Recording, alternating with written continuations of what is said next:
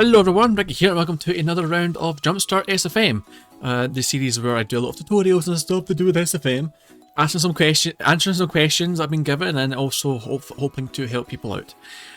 Now this video is going to be a carry on from the previous tutorial that I did on how to install this one here map. If you've not actually seen that video, that tutorial also works for a lot of different things, downloading external resources. This is for people who are new to SFM, can be people who are recurrents to SFM but don't really know too much or want to learn more about the software, and this is the whole goal of the series, is to, you know, hopefully just teach people stuff that I've learned in the past before, and this is going to be an example of that sort of thing.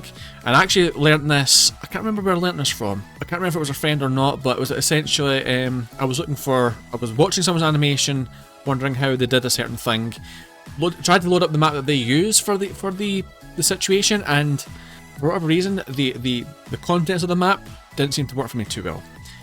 So this video is essentially demonstrating how to take the contents of the map, or the props and such, in this case, this being the pizza Video Fisher's pizza map, you know, things like the tables, things like doors and such, taking those and making them interactable, moving them around and do that sort of thing. You can kind of see how the map is kind of barren right now. That's because I don't actually have everything showing. But if I enable show other entities, all of this stuff comes up, and all of the stuff that just came up, like all the other entities, are maneuverable, which means that sadly the tables here are static. I do believe that the newer version of this map, which has been out for quite a long time now actually, for Gaia's mod at least, has the chairs detachable, but in this case it's not really that. Also things like the or parts of the map as well can be interacted with. So this tutorial today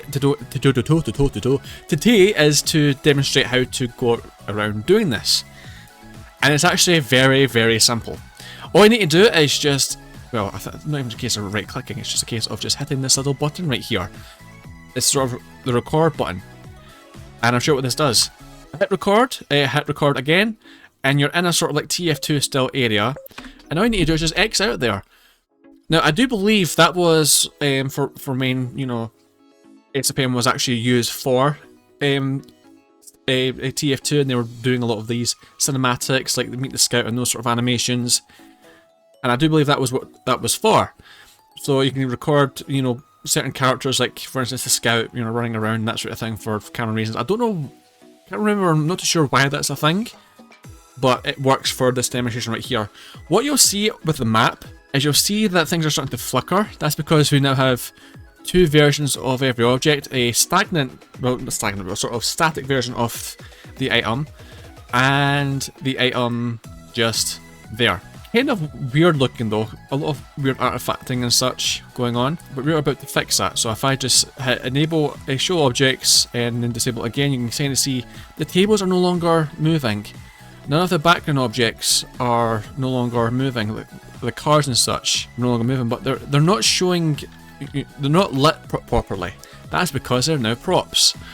And I can show you how to actually get those working. And it's simple as just hitting this little button right here in the menu. So if you just hit the add button, or you can even just right click on here as well, hit the plus sign, and where it says create animation sets for existing elements, click on that, and you get this little menu right here, and this has got all the contents from the map. So things like, you know, base door, base entity, table, balloon, you know, all of the things that are, if you were to turn off that option within the map, you know, other entities, turn that off, everything that would disappear.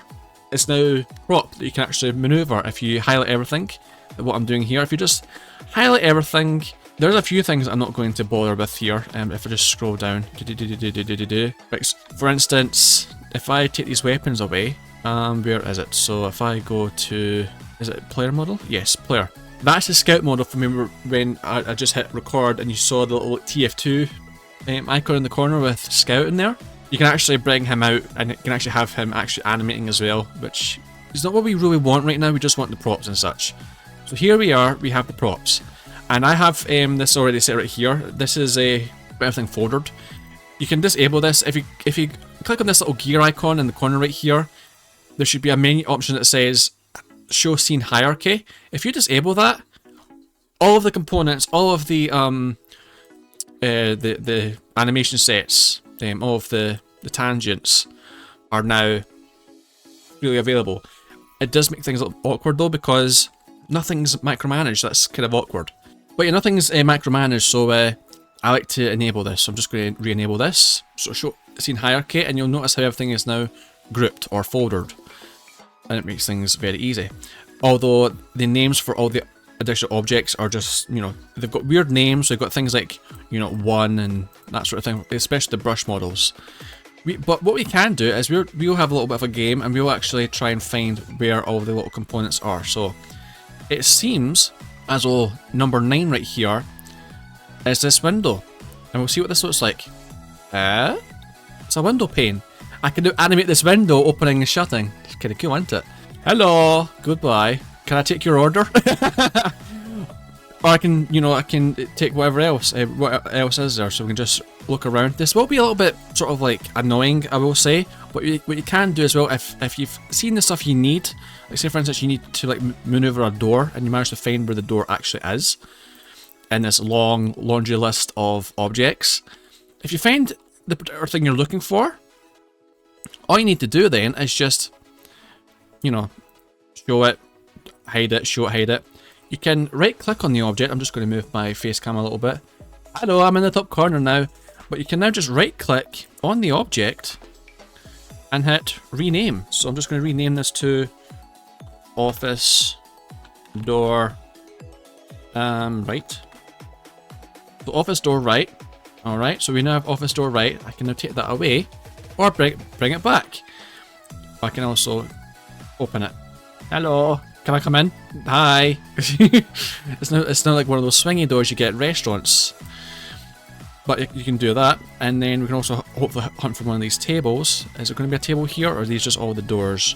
That's another window pane. Some objects are hidden for some reason, but as I say, you can hide and unhide them.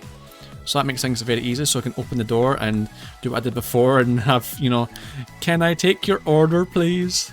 I would like a 7-Up and what's on? I don't know. But there we go. There's some of the objects you can maneuver as well. As I say, a lot of things are hidden by default, which I think is kind of weird. But as I say, you can enable and disable them as you like, and you can now just maneuver everything. You know, if you need to like move a table, for instance, if you know need to open a door as an animation sort of thing, you can now do that. The only thing you need to worry about is the fact that for whatever reason, I do believe that the doors and the handles are separate objects, which I think is very, very odd, but that's a thing that exists, I think. Where can we find an example of this? Can I use this door? If we go to brush models, if we go to...